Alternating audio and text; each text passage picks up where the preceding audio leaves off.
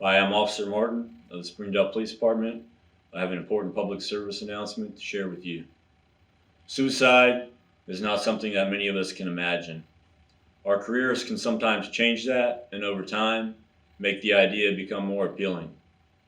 Having served in multiple combat deployments while in the military in Afghanistan, being wounded in combat myself, losing soldiers on the battlefield, having soldiers take their own lives, and having to live with the memories of war and what had to be done, I believe I can relate.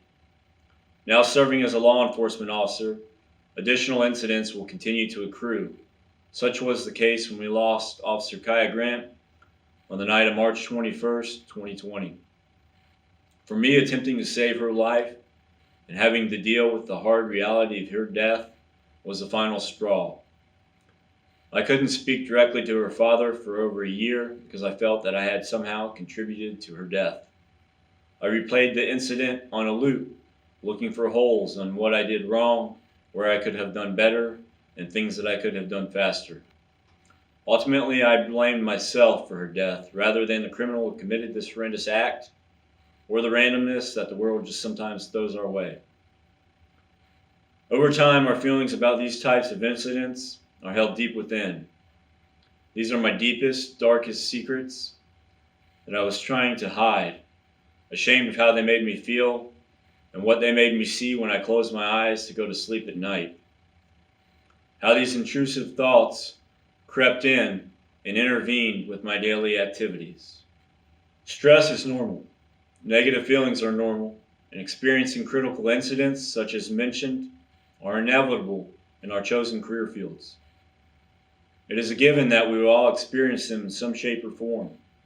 We can contain much of our feelings and put them away for later.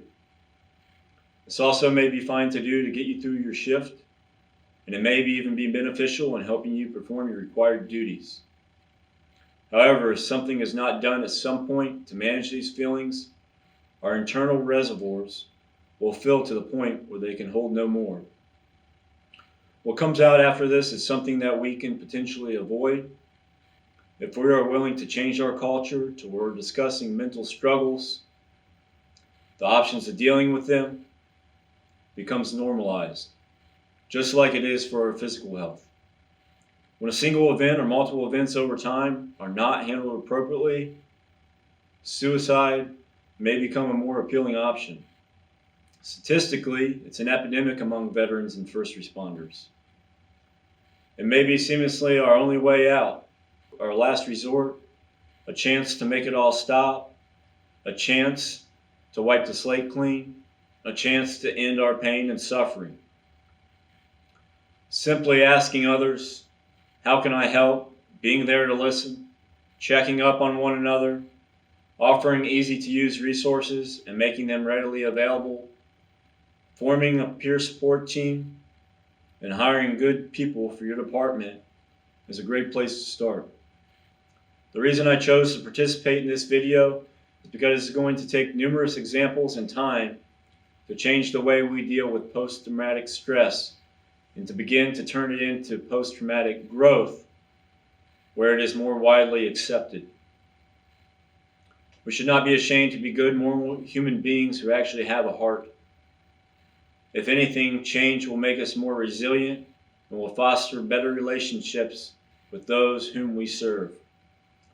Having once been on a path where I could see no other outcome than death, I was fortunate enough to be hired by a department whose current chief stood up and went public with the fact that he too needed help, found help, and started to create change in his department, the community, and with anybody else who was willing to listen. My chief, senior officers, department chaplain, and many of my peers showed up at my doorstep on a difficult night, not willing to take no for an answer. They saved my life that night, and I'm not ashamed to admit it.